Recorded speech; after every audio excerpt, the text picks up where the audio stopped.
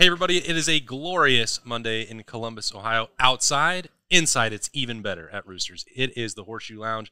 We are talking about Ohio State coming off the off date and getting ready for an undefeated showdown on Saturday against Maryland. This is Nicole Cox, Bobby Carpenter. And for the first time in here at the Horseshoe Lounge, it's Bradley Robinson. Welcome. Thank you for joining us. Thanks for having me. How did everybody enjoy the off weekend? Bob? It was good. Got a chance. I enjoy watching football for the simple enjoyment of it, like to where there's no need to remove some stress. Yeah, there's no repercussions. Like I'm watching this. There's teams that I would like to see win, but there's nothing that I'm overly emotionally attached to. I wanted to see Notre Dame win. For Marcus, number one, it helps Ohio State, and then number two, obviously with Marcus being a Buckeye and them going through an emotional loss, like being on the other side of that, how terrible that is, and it honestly for them, it was the reverse Uno card. Like, hey. You control most of the game. All of a sudden, you let it slip away at the end, and then you're tasked with a final drive in like the last 2 minutes. Except instead of having a 4-game starter, you have a guy who started like 50 games, who's actually as old as Bradley, so that worked out well for him. And he does a geriatric scramble on 4th and 16 to pick it up. So everything all's out well that ended well for them. And then unfortunately, for Duke, you hate to see Riley Leonard on the final play of the game. Not a good situation. I don't know what happened to his ankle, but it's not something where I feel like he'll be playing. And if you're Duke, like, okay, losing to them, that's not bad. Maybe you lose one more game, but they still had a chance to maybe win 10 games, which for Duke is a monumentous accomplishment. And that's probably not going to happen now, depending on how that, what they say happens with his ankle. So I enjoyed it. We went down. My wife's from Portsmouth. We had recently got some real estate in a house on the river down there. And so we went down and just took possession of it. So I said, okay, we got there. She's like, what can I do? I go, well, I'm going to set the TVs up. I'm going to set up I'm going to build all we're going to get everything taken care of. What I need you to do is to set up the internet so that I can watch the game. When I hang this TV on the wall, there needs to be something on it. I can installating, boom, here we go. Put on by the way, do we have the passwords ready? Where's that at? Because you're the one that's done most of this. You did the YouTube TV on yours, so I can't access it on my phone unless I changed our Google account. It's a mess. So, and then we had some issues with getting the internet set up. And so I became very agitated because I'm like, you do understand this is my job. This is my job. Listen, my name's not Shirley. Speaking of geriatric, as you were calling the quarterback, Bobs, you gotta evolve with the times. Evolve with the times. The times are using internet to watch TV. That's the time. And the time was I was missing time. I did my part. And I asked, I was like, hey, you got to know, where's the router? Where's it supposed to go? How's all this supposed to work? Said it a bunch of times, tried to figure it out. I don't think you understand the sense of urgency. I'm anticipating I'm all about operations, Nicole. Seamless operations. Failure to prepare is preparing to fail. And we got it done. It took a little bit longer, maybe a couple of years off our marriage. But outside of that, I feel like about right. we got to the end point, just not a smooth destination. It wasn't a 400-meter. It was more like a steeplechase. Yeah. But it was good. A more relaxing off date for you, Brad?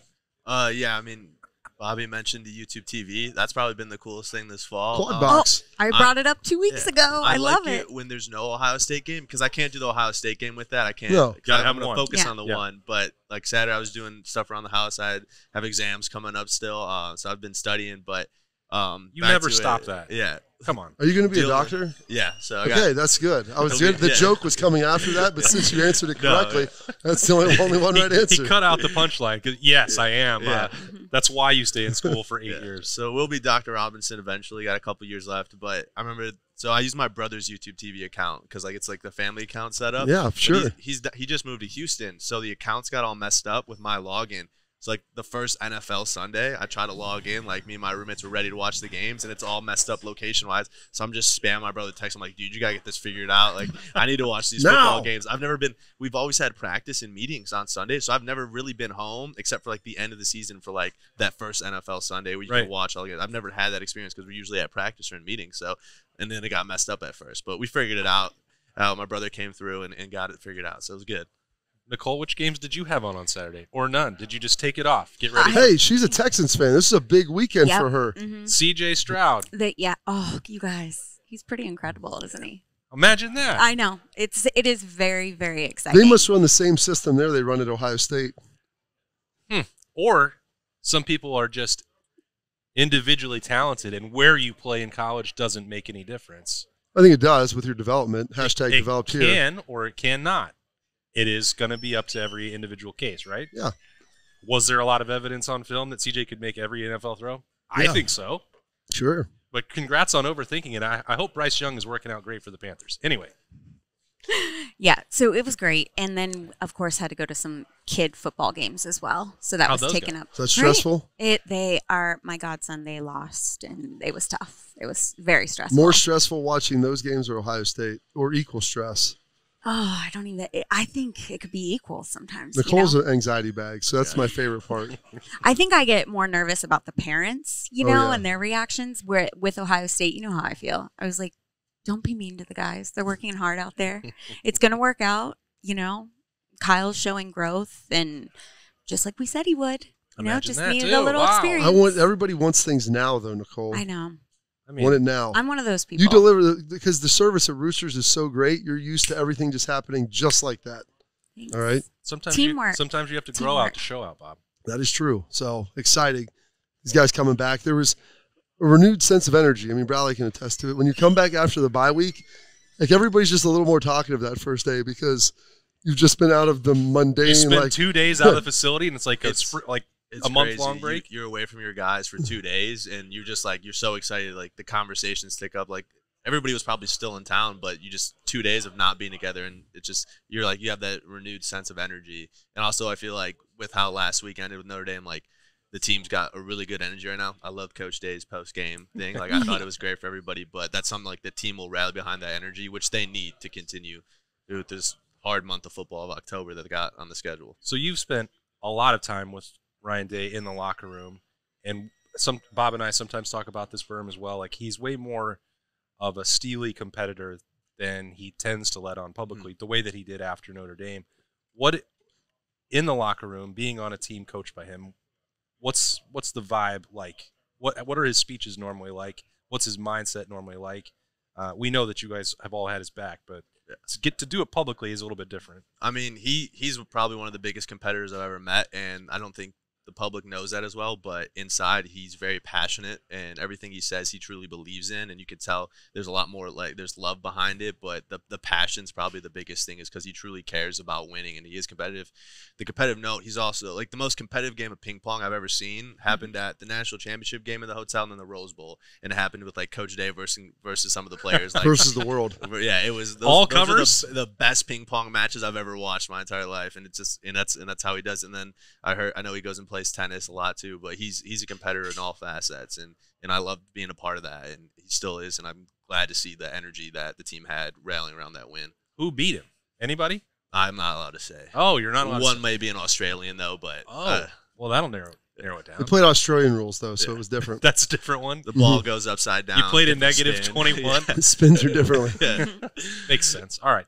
So a big October looming here for Ohio State. We're going to do it a little bit different with the Roosters Buckeye Leaves because Ohio State didn't play on Saturday.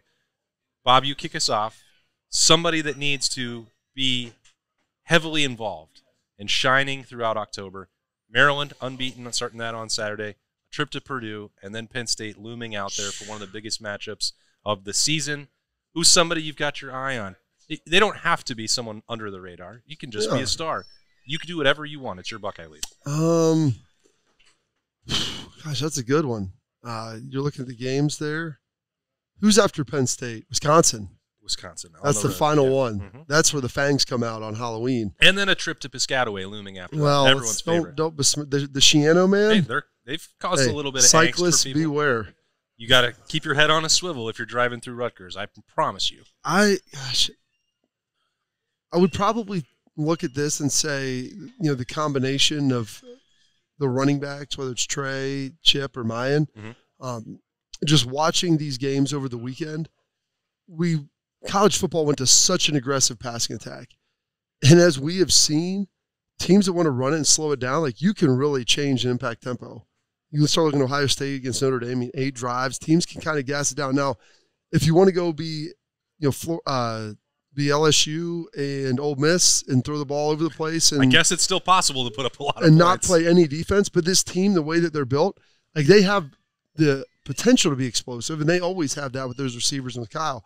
But with the way the defense is playing and how they're starting to run the ball, if they can run the ball and dictate that, yeah, you can take your shots over the top and you can always have that. But I think 5 to 7 minute drives really changes the outcome of games and it limits possession. So your defense is all the more valuable for every stop that you get. So I'm kind of looking at those guys because especially, this week, Maryland, they're going to want to throw it. That's really their pathway to success. You can bog them down, get a few stops, control the clock. I think you're going to need to do that against I've got a stat for you against Penn State that we'll get to in a little bit with how important that is. Purdue, teaser. Maybe not as much, but Wisconsin's going to want to have a slugfest a little bit. So styles make fights and being able to win that way. I know they can air it out when they need to, but being able to continually grow this run game like we saw against Notre Dame, I think that's important.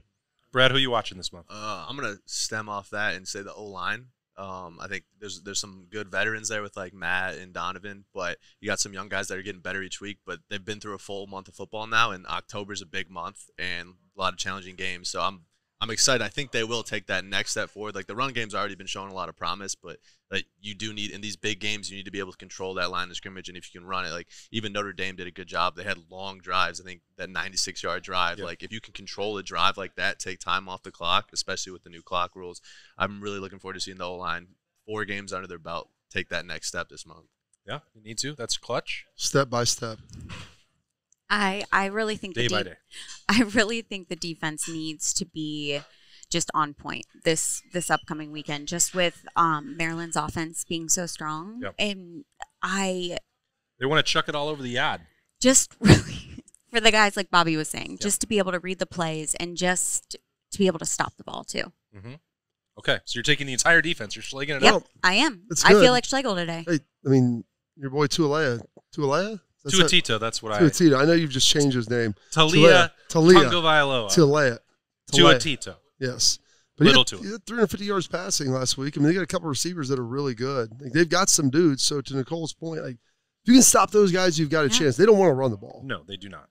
And they have had success throwing on Ohio State. Now, generally that has happened. I remember a game where they had a lot Park. of success running in College Park. Well, Bradley was there for that one 20 years ago. If it happened in the last 15 years, Bradley was there. I like when the opposing team prefers to throw the ball over running it, just because I just feel like every opportunity like that is a chance to intercept. It's almost like a hole in one. It's almost like a hole in one at a golf outing. Like when a car, you're like, oh, this is easy. I can do it.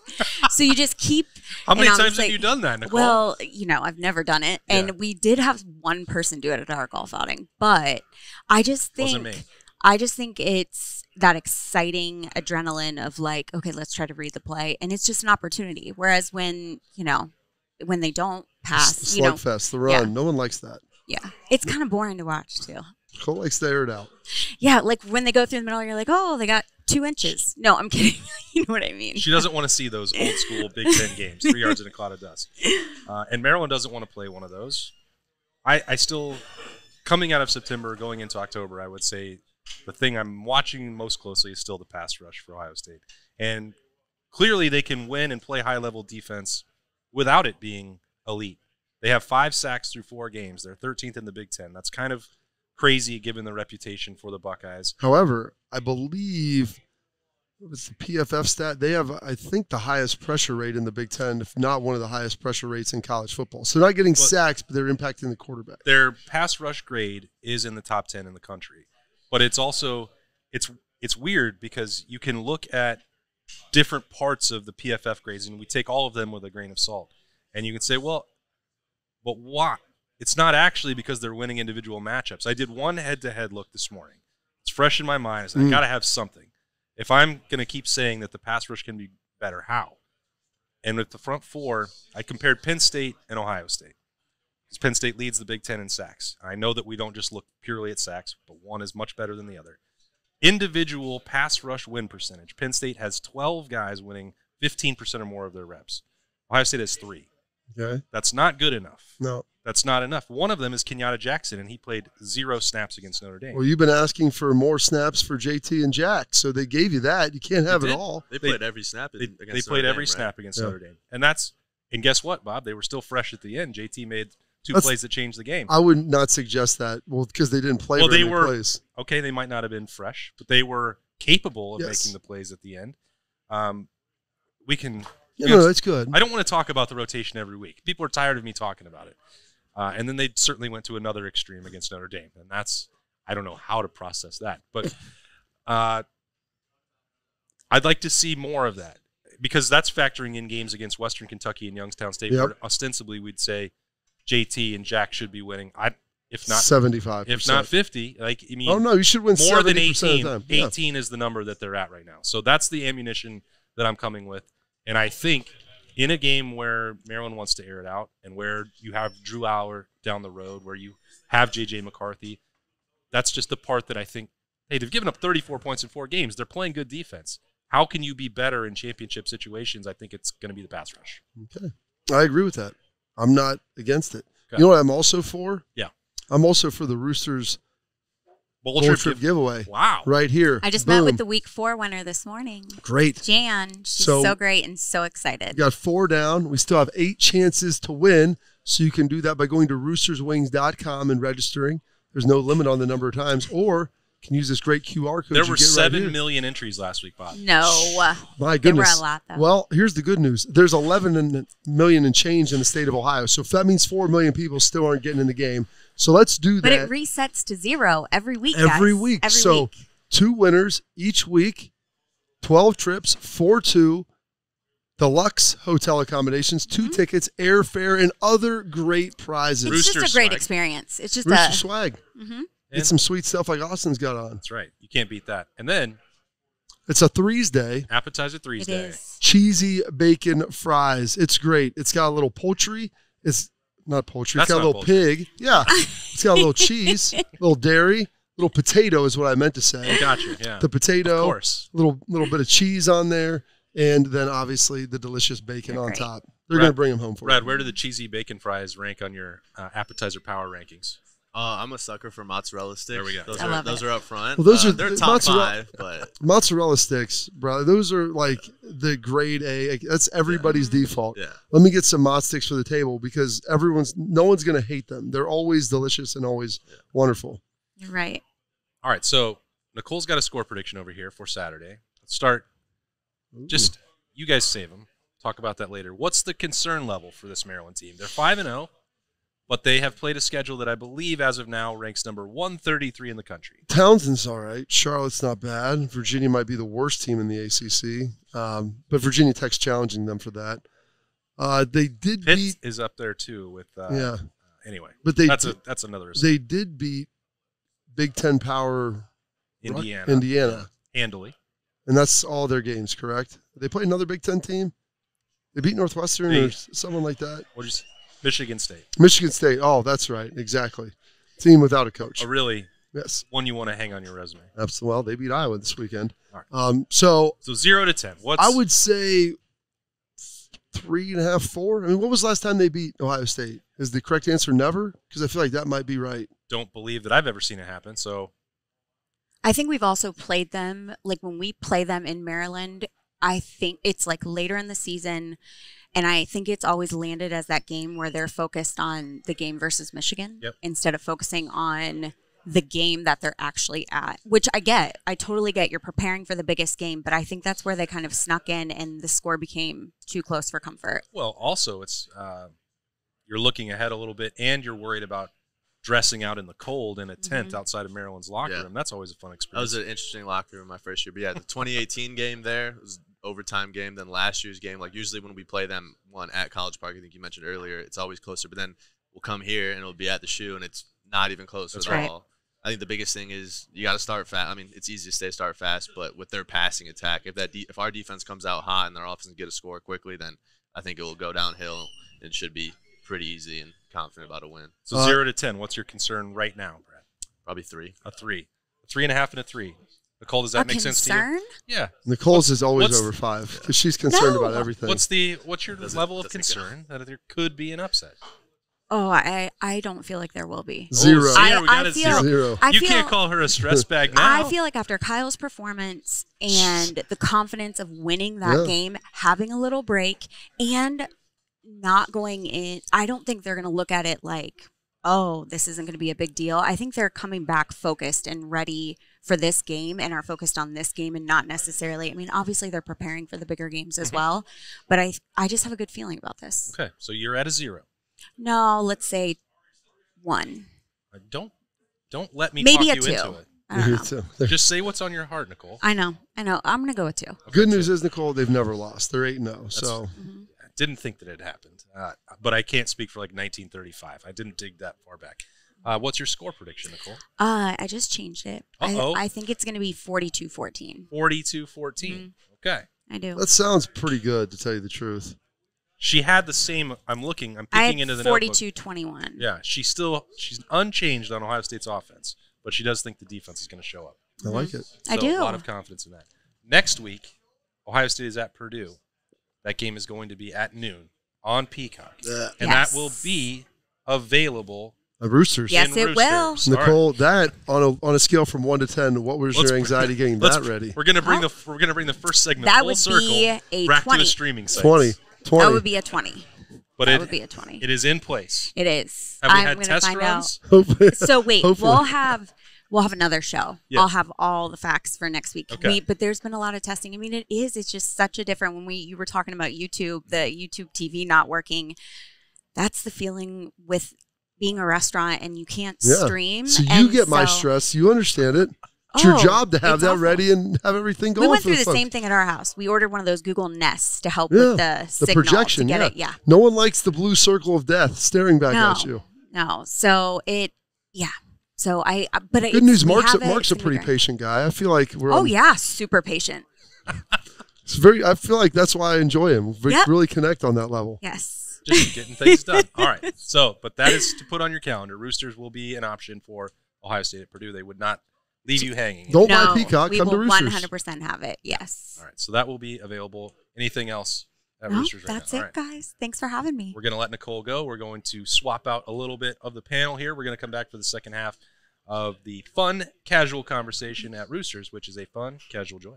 Roosters has been so fortunate. We just want to be able to give some of that back to the community. They donate to organizations that are near and dear to their heart, and we're so fortunate to have been with Roosters now for a long time. They always go above and beyond to help support our foundation to further help veterans. It's just a wonderful feeling to know that Roosters supports the Buckeye Cruise for Cancer. All the folks at Roosters are just genuinely kind folks, and they want to make a difference. Thank you, Roosters Foundation. Thank you, Roosters. Thank you, Roosters. Thank you, Roosters Foundation.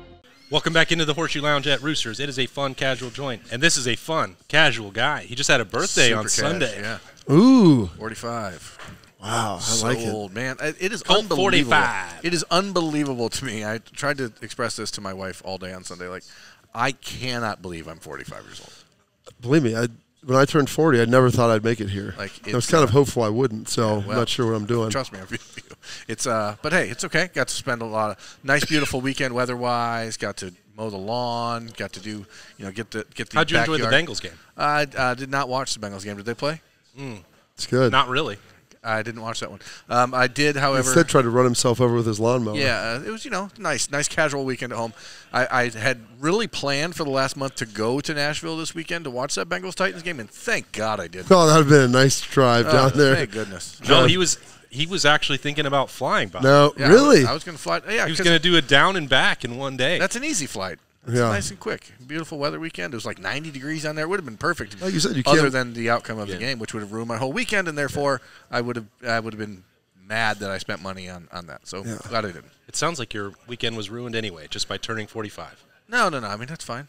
It's better than not turning 45. So for your 45th birthday, did you go run some sprints to post on Twitter? I did not. Or is that just 40s? That's just a me. 40-year-old mark. No, I think that's a 40-year-old. Well, I got another one in me at 45 I and 50. don't. No. I thought about posting me mowing the lawn, but I also This don't is care. 45. Yeah, I like Uphill mowing the lawn. both ways. I like mowing the lawn. It's a lot of fun.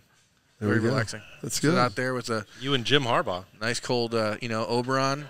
Get it on the So back you of the rider. got a rider? Yeah. Okay. It's sitting around. My dad does that. He enjoys it. I like It's to so peaceful. I mowed the lawn on Saturday.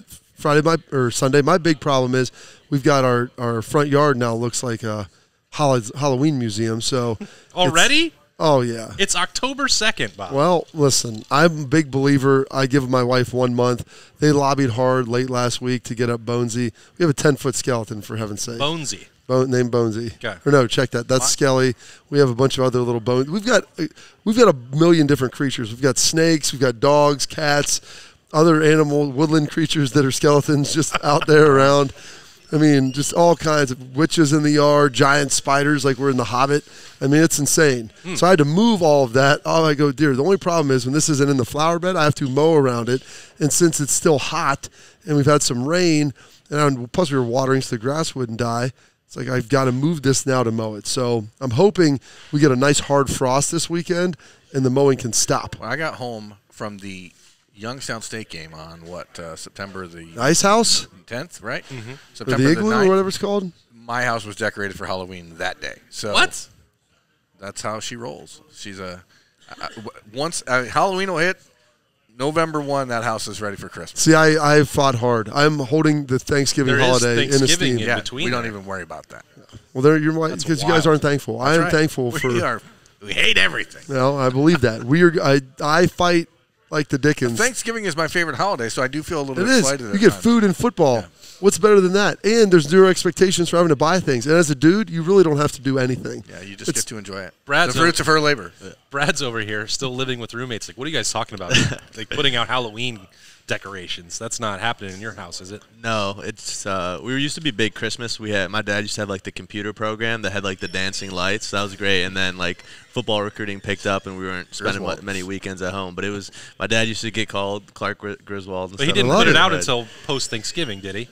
I think we were pre-Thanksgiving by like a week or two. Well, there is a window. I mean, especially living in Ohio. Like I live in Michigan. If you get a nice day before Thanksgiving, you got to take care of it. Mm-hmm. The last thing you want to be out there is in the rain and sleet, like putting up Christmas lights in your hands or just going numb, which I dislike that immensely. And I think there's a good chance that your dad will watch this episode. So he definitely will. He needs to let us know when they came out. Yeah, because we'll judge. He can do it. It was always a little bit traumatizing for me and my brother. You don't hold the ladder right. You don't get the lights on the bushes right. So he had his moments with us. I mean, how do you not hold the ladder right? You put your foot on it. You anchor that thing There's in. always a wrong way. Let me tell you the wrong way. You would have never made it as a long snapper if you weren't that particular about things. Every little detail matters.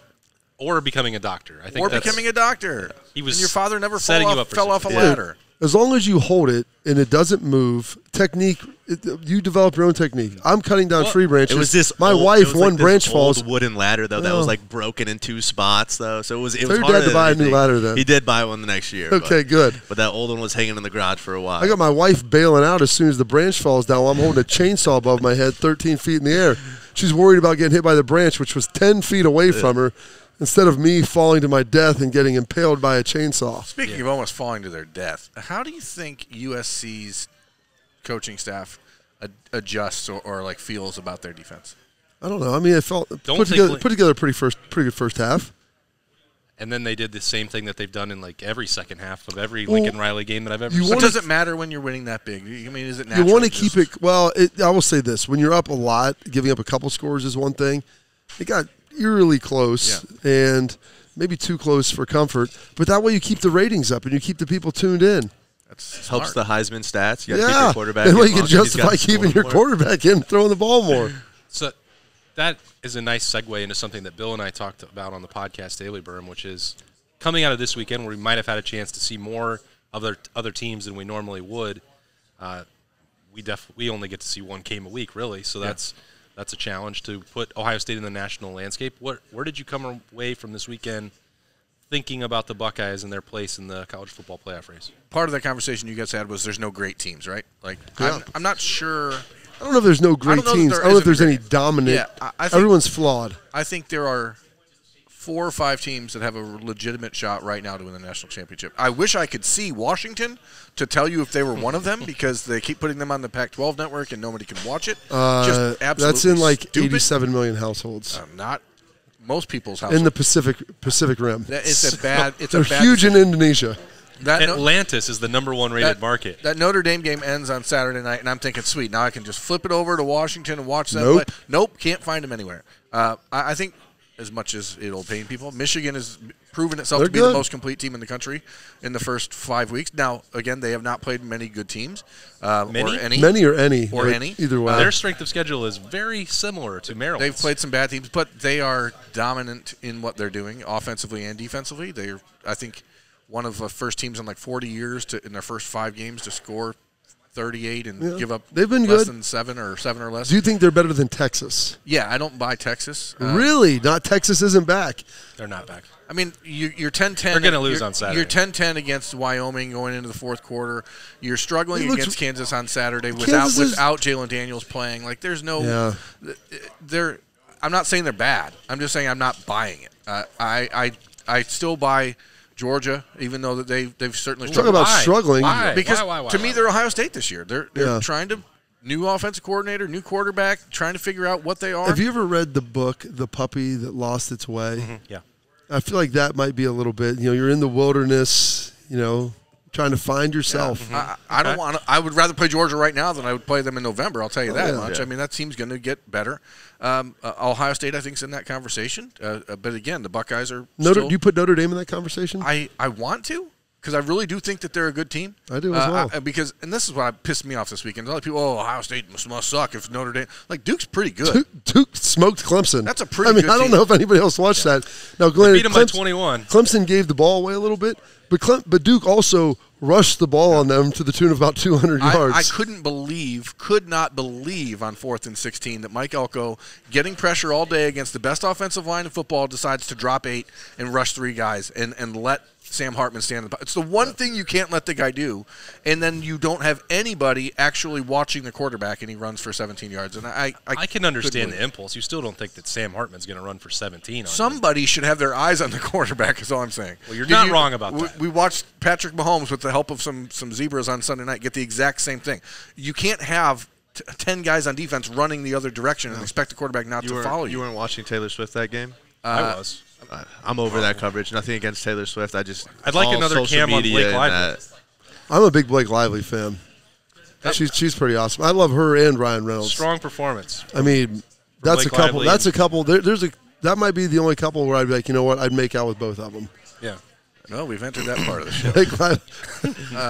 Notre Dame, I think I put in that conversation. I put Notre Dame in that conversation. It's when we veer off the rails. You make out with both Marcus and his wife? Washington. Yeah, I don't know what Washington is, and so that's the problem. I don't know if Washington. I know my wife would. They're defensively, I don't know what's Washington on defense. I know they got a couple good players, but I know that they're. Where do you put Oregon then? Because I think Oregon might be the best team in the Pac-12. I think we're going to find that out real soon, and I'm excited. But again, Oregon we've at least seen on TV. Because they played Colorado, so they were on there, and they looked great that day. I'm not a big Bo Nix believer, but they do the right things with their offense. And are you a Bo-liever, though? I'm not even. I'm not. I don't think he's bodacious. I don't think he's. How about a Utah with a Cam Rising? If I could I interest you in that? It's week 6, man. It's too late. It's too late. They lost one game. If they win the Pac-12 and he's back, they're going to the CFP. They're bad. They're bad. What are you talking about? Knock off. Did you watch them destroy Florida or Washington? Did you watch Florida get destroyed by Kentucky? Listen, Mark Stoops has won 3 in a row. Why is Michigan State not backing up the truck for Mark Stoops? I don't understand that because you look at what he has done at Kentucky. You know when the last time I don't think he would take that job. I'm being 100% honest with you. Listen. Yeah, it may not. There might be enough money in this world. Maybe he's holding out for Iowa. He has. You gotta be. The Stoops boys love Iowa. That is true. Maybe Bob will come back. Eventually, Kirk Ferentz is going to have to retire. He has the dream job. He's making $6 million a year with zero expectations. Yeah, to go 9-4 every year is not bad. Well, then they beat Florida 3 years in a row. State. He could probably do whatever he wants for the next 3 years. But you can do that at Michigan State. He could go full Mel Tucker, and he could still probably keep that job for 3 years. Maybe not full Mel Tucker. You don't ever want to go full Mel Tucker. All right, that's how Tuck coming goes to Tuck going. You don't want to avoid that. Where is that? Can we get that meme back again? The most unfortunate coaching head motto of all time. Well done on that, Mel. You saddled yourself a little bit on the nose. But Kentucky, they beat the hell out of Florida. Mark Stoops has beaten them 3 years in a row. You know when the last time I did a little research for this, when the last time that they won 3 times in a row against Florida, and it was 48-51. That's 1948-51, coming out of World War II. Well, but the SEC is just such a tough conference. The SEC this year, 3-2 LSU over a 5-0 Maryland. They'll tell you this year. rankings. I've talked Come to on. people in the SEC. They don't like. I do a show with Jacob Hester from LSU, and he's like, the SEC is not great. They're fairly deep, but he's like, the Pac-12 is way better, and the Big Ten probably has 3 teams, and maybe Georgia is up there, but it's like outside of that, I'm not sure what a lot. Like LSU's defense has never been. I still this don't bad. want to play Bama. I mean, No. I still don't want to. They still have as much talent as anybody in the country. Penn State's in the conversation. I mean, I think you have maybe 6 or 7 teams that are in that conversation right now that are like. You put OU in that conversation? I do, but I really. After Saturday. I think we'll know for sure on both of those teams on Saturday. Okay. OU has not really played Anybody as well. as any good. Iowa State has fallen into being such a. They lost to the disaster. Bobcats. Yeah, they're not good. In Athens, Ohio. But don't that really game's wanna going to do be that. awesome. I mean, on Do Saturday. you like Florida State? I like what they do. I don't know that they're good enough to go like toe-to-toe for 60 minutes with the Georgias or the Michigans or the Ohio States. I mean, I think that they could probably make that a game through 3 quarters, but I don't think that they're deep enough to contend. That LSU game is meaning less and less the more I watch LSU. The thing is, I think LSU still has a decent shot of winning the West. Like, all they need is to beat Bama, which that's Not outside of the realm. not outside the realm of possibility. Bama still struggles with the mobile quarterback, Yeah. and that's what Jaden Daniels does best. So. and if LSU's not ever going to play any defense, I don't think it matters. No, that's the beauty of playing Alabama. You don't even need to play defense because Their most of offense the time is- their offense doesn't know what it's doing. But their defense is still pretty darn good. Speaking of Penn State, everyone looks at their numbers and their offense. I wanted to bring this back so you could get in your stat. You like this little nugget because everyone's talking about Drew Aller and this offense and everything, and they run the ball, and it's really Singleton, the Nick Singleton show, like go run it. And when you slow down the run, like Northwestern did, like all of a sudden they look a little more pedestrian. And even Iowa did to a certain extent early in the game. They're leading. I think they're leading the Big Ten in yards and a lot of things. They're right up there. Maryland obviously as well. But in yards per play, they're 10th, and that is including with teams like Indiana, Iowa, Illinois. Michigan State. So that's including and those played teams. Illinois, Yes. and Northwestern. And so that the point is, like, they just have run a lot of plays with tempo, and their defense has been good to keep getting the ball back. But the function is they're not overly explosive on offense, and they're not trying to be either. I mean, they're.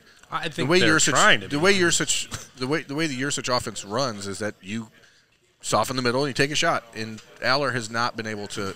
I watched Saturday that game for the first time to watch Aller all year, and I mean, he's going to be good, but that was certainly not a performance like, oh, this guy's a world beater. I mean, I don't see that yet. But if Katron Allen is out and they get a little bit more one-dimensional with Singleton in there as the only running back, and you don't have that complimentary back, their wide receivers are not very explosive.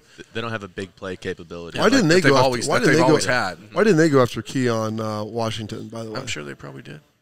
More money. I mean, come on. What are we talking about? That guy, I'm watching him at Florida State with the real quarterback. A lot more money, I'm telling you, that they're willing to give out than Penn State. Well, willing. I mean, that's part of it. But ability and willingness are 2 different things. To get to the point is that Ohio State's certainly in that conversation because the Buckeyes, like Michigan, I think have in Washington, but again, we don't know, are the 3 teams that have been the most offensive and defensive complementary football in the first month and half of the season. I think what worries me, you kind of mentioned with not wanting to play Bama, is our pass rush does need to improve, but I'm terrified of a mobile quarterback because, one, they'll move when you pass rush, but if you're not getting any pass rush, so they're getting time to do, and they can move and do what they want, that at some point the DBs aren't going to be able to cover guys for 5+ seconds. So that's where when you go later in the season, if you play at Washington with Michael Penix and even J.J. McCarthy can move pretty well. You saw what Austin Reed did and how he was able to extend plays, and if you elevate that to behind the Michigan offensive line with Michigan wide receivers and a J.J. McCarthy at quarterback, I mean, that's where you have your concerns. My biggest concern in the Notre Dame game was how Notre Dame went out there and ran 2 tailbacks and really caused the split backs, which Michigan can do with Corum and Donovan Edwards. So, everything has to be geared towards that discussion, I think, as it should be. But there have been things that have happened in the first couple weeks where you're like, don't love how that would match up for Ohio State. But it's still early. I think those things can change. Brad, what's been the conversation with your expert on the other side of the rivalry? How do they feel about this year's version of Michigan compared to the last couple of years? I mean, talking to all of them, so It's funny. I spent a lot more time with former up north players recently because my brother got married, and I was one of 8 groomsmen that didn't go there. One went to Michigan State, but and they all played there. So I've had a lot of conversations with them. They all feel good. This is their year and all that. But my brother hasn't even. I don't know how closely he's been following it. He got a new job, moved to Houston, and been busy after finishing his school. But I mean, me personally, just because I've gotten to watch a lot of football, I think there is like the matchup concerns you see, and like anybody who's an Ohio State fan, you're going to see something in game. You're like, ooh, I don't know how it's going to work in November, because it's the game. But I do think the test we have in October, like Maryland's passing attack, Penn State's more of a matchup game talent-wise, and then even Wisconsin, like there's a toughness matchup. Like we have the proper stepping stones to get ready for November. But is the team and the players going to learn and adjust, and is everything going to fall into place? So. That's what I love about this Ohio State schedule. Like heading into the season, you look at it. There's a couple landmines potentially in there, but if you navigate them, they're landmarks. And damn, that's good. Is that in the winner's manual? It really is. Turn landmines into landmarks. The Notre Dame game is a spot where you stop, you assess, you're like, okay, this is where we are now. You get Penn State 3 weeks later. You got a big test at Wisconsin the week after a night game. Let's stop calling it that. It's not. I'm telling you, this guy doesn't understand the psychology of this game. Yeah. You're going to Madison, Wisconsin on Halloween the week after Penn State at night against Luke Fickell. That game is going to be a war. Yeah. No, it's not. I think so too. Like before the season started, I put that as like that's one that's going to be tough. And then it's not because Wisconsin's so good. It's because the way that everything's going to fall. It lines up. That Penn State game is always. We got rid of Nicole's stress. Now the Penn State game is the most physical game on the schedule outside of Michigan. The emotions of that game going to next week to Wisconsin, that is going to be a potential for a trip up, without question. And so then you have that. Figure out how you bounce back from that emotionally. Then you get 3 weeks to Michigan. And I think you have the opportunity to really gauge where you are at different steps along the way, which I don't think Michigan has if you look at their schedule. No, they don't play anybody. Just one landmark. They have they get Penn State. Penn State and then Ohio State. And they have Penn State. I guess they go on the road for that. So that's a little bit of a that'll be their test to basically be their litmus test to see where they're at. But yeah, Wisconsin, even before the season started, like I thought Wisconsin would be better than what they are, just because I didn't think it's not that they will get better though. That's what Luke does. I mean, that's not in year one. It's blowing my mind because you're the biggest Luke Fickell guy. And I watched this transpire with him when he took over at Cincinnati. The talent, talent gap so different. I understand that, but this is a different competition level. All you can compare is what they were doing, who they were doing it against. Cincinnati was in a different league. Do you think Wisconsin's going to win the Big Ten West? No. Who is? I mean, who cares? Someone has to win. I was gonna win the Big That's Ten. Impossible. It's gonna happen. It's not. Yeah, they have the best defense. They're gonna beat Wisconsin. They're gonna beat Minnesota. Like they're gonna win the Big Ten West. That's depressing. The West just gets worse every year. It really has. The West is a joke. I mean, and you may say, well, Wisconsin's looking better because they're gonna beat those teams on that side of the league. A handful of them. They're not good enough. I'm not concerned about Wisconsin beating Ohio State in a straight-up battle. I think it's the confluence of events that lead to that moment. I understand your point. But when you call it something like a war, that means that you think it's something that's going to go to the very wire. I think what's going to happen is Coach Fickell's going to look at like just even the Youngstown State game. Like they're going to want to run the ball. They're going to not break the huddle. They're going to be what the Wisconsin identity has been of just take their time but following that hangover, not saying there's going to be one, but from Penn State, and at night in Wisconsin, that's the challenge, and I think I'm on the same page as They'll have two-back runs. Yep. They'll keep it. It'll be an 8-possession game. All those things, yes. Like I'm telling you, that game just. I said it before the year. I thought Ohio State would go 11-1 in the regular season. That was the game I had scheduled as the loss. I still think that's the most likely. Killing Austin here. I mean, I hope I'm wrong. I'd love to be wrong. Also, what about that matchup? Like Lauren Hill killing himself. Going back. I think it's a good thing that it's at noon. That it's a weird. That was such a weirdly good environment. Like not good for us. They were juiced up. Weirdly hostile environment. I think over the last 20 years, Ohio State's lost more in West Lafayette than anywhere else. And in the Big Ten. Know that the gray skies are going to circle and they're going to bring it's bad 11 weather. a.m. kickoff. It's going to be. It was like weirdly cold there last time. Burnham almost got killed by a trash can. The wind was so bad, like pregame. You remember the world's largest drum? It was the windiest, and like the wind dropped the temperature. I don't think they could bring it out for that game. There was those like 50-gallon like garbage cans. And one of them like got whipped across the field, and it nearly knocked me out. And it's that open stadium at the open end, so the wind just tunnels through. Speaking of weather, it's going to be only a high of 57 on Saturday. Yeah. It's going to be a chilly game against the Terps. Any worry about the passing attack? I mean, who does it impact more, Ohio State or Maryland? Well, Tito, of course. I don't think it's supposed to be windy. It's just going to be cold. No. Still, I don't know. There's always wind down there by the stadium. Oh, that's fall weather, though. That's football weather. It is. High of 57. Perfect day. Yes. You're going to get into the stadium at 8:30 in the morning. It's going to be a little frost bit on the nipply out there. It's going to be fine. Fine day. Yeah. Well, anyway, to answer Brad's question, it's not an appealing matchup, but I think having it not be at night, not at 7 o'clock for Purdue to get fired up and bang that drum and whatever, it's better to avoid that part. A sleepy start at 11 a.m. for Ohio State is probably going to work more in their favor than Purdue's. Like, I don't think they'll be juiced up. Do you think we'll go without music that week to prepare everybody? No noise? Purdue gets loud enough to still need music, I think. It's not Northwestern. They don't do it like Northwestern. They didn't take the Fitzgerald approach. That was the weirdest game I've ever. Like, walking into that stadium last year, you were like, where the hell are we? Why is it quiet? Why is it so quiet? It was 70-mile-an-hour winds. We're like, we are going to die here today. Had you just got hurt, or were you there? I had just had surgery, so I watched it on TV, and I remember you should be so grateful that you got hurt. I mean, I played in every kind of weather. I played in multiple snow games, multiple rain games. I've never played in the insane wind game though. But I remember seeing I think there was a clip that went on ESPN right away of Noah kicked a 40-yard field goal and it maybe got to the 10-yard line. It looked awful and everybody said it was awful. Chicago's no joke because I watched AJ played in a game up there against the Bears where the long snapper they had to tighten up the punter and firm it up because one of them blew to the left and the punter had to dive to get it to barely get it off. That game was wild. Bradley, what else is going on? I know you've had a couple recent workouts with NFL teams, and we talked a few months ago about your plans with getting to the next level, if that's part of it. I know you're still pushing for it. What's been going on with you? Yeah, so it's been good. I've had 5 total workouts in the past 6 months. Most recently I worked out for the Commanders 2 weeks ago, and then the Eagles and Steelers before that. But it's been good. It's hard. I'm fully cleared. On the October 9th, it'll be 11 months post-surgery. But I've been cleared since 7 months. I just got cleared after OTA, so timing was really hard as a rookie to break in. But I'm optimistic about a futures deal in the offseason, or my phone can still ring at any point in time. So that's been good. In the meantime, though, I've been hanging in Columbus, going to work every day in our exercise physiology lab on campus, and then that's a research job that goes to my PhD. So I take a couple classes and I work in the research lab. So it's keeping me busy.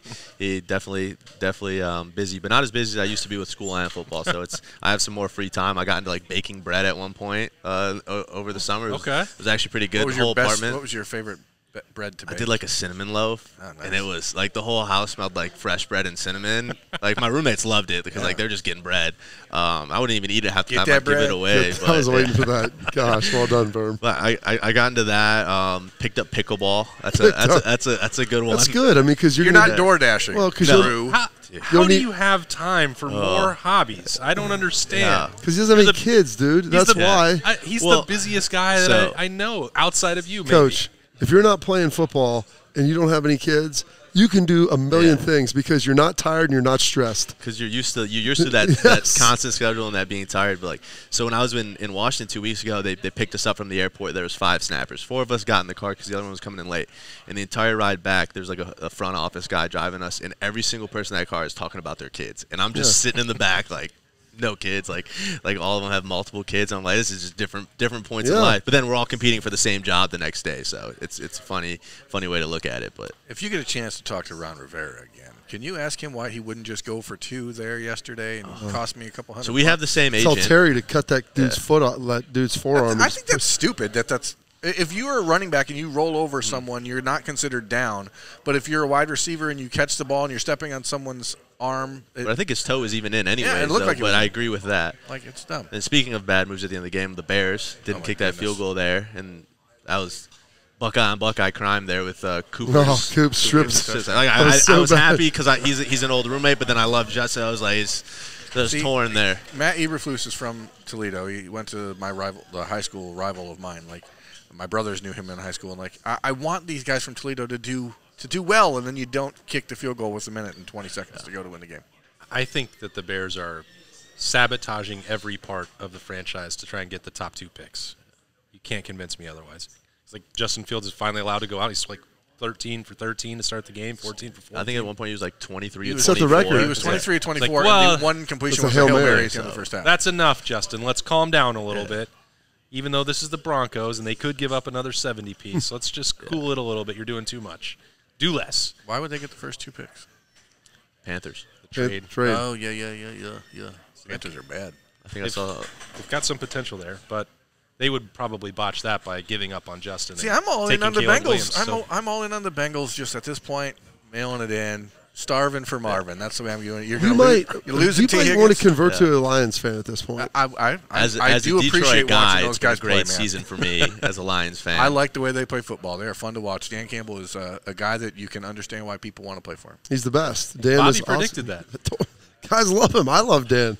I never played with him, but we'd always be hanging out in Dallas and had a bunch of mutual friends. And then they got guys that take their game so seriously, they're willing to wager on themselves. So when you factor that in, that's important. That's a high GSF. They care about what they're doing. I really enjoyed watching the left side of the Detroit offensive line on Thursday night. Yeah. It's a good-looking side. Jonah and Taylor just getting after it. Two Buckeyes there. Get J-Mo out there playing some X. I mean, well, he's back this week. Best could is this still be back ahead of this him. week? Yeah, They changed the rules, and so they cut off 2 games of the suspension for Jamison and Nicholas Petit-Frere. So I'm very torn watching the Lions. Couple Buckeyes. Yeah, it's a couple weird. Buckeyes. They're fun to watch, though. I grew up a Lions If you're going to fan. claim them halfway, you have to claim them in the bad. They have, obviously, Aiden Hutchinson. I'm torn at how I feel about him. He's a good player, but there's a rivalry. But then also Jack Campbell. Got a good-looking sister, though. Jack Campbell. That's not a bad deal for you. Jack Campbell just also happens to be the person I was going against when I tore my ACL. Yep. I mean, it is fun to see their success. I was in the gym this morning, and there was a Bills fan. And someone was like, I don't think anybody's beating the Chiefs this year. I go, hold up, guys. Somebody already did. Yeah. The Detroit Lions, guys. They didn't even waste any time. They just got straight to it. Yeah, they got right to it. So, got to believe in it. I think you have to learn, though, when guys get to the NFL, like their college affiliation, you have to, like, if you're a fan of a certain NFL team, like, you got to put it all behind you. Yeah. First thoughts on the final score. Monday. Oh, goodness. I'm going to go. 19 was a line I saw this morning. Is that? Yeah. It dropped down to 17.5 was the last. Already? I'm going to go. Which I don't understand. I'm going to go 45-17. Okay. Brad? That's what I was going to say. All right. Because she had 42-14 early, and I always give some love to the specialists, get some field goals going. But yeah, I think that's a very believable score. Are you going to make one, or are you going to save it for bold peas? 38-13. I'm not sure that this Buckeye offense can score 40 points at this point, so I'm going to drop it down to 38. Okay. I could actually probably even be convinced that you're talking 31-13 type. I could see that, too. I think the defense is better than the offense is, so I always temper those scores down. They have been an under team so far this year, so keep that in mind as the week progresses. Life's too short to bet the under. Life's too short to go broke, Bob. Oh. Life gets shorter if you're broke, Bob. And that's what I'm going for.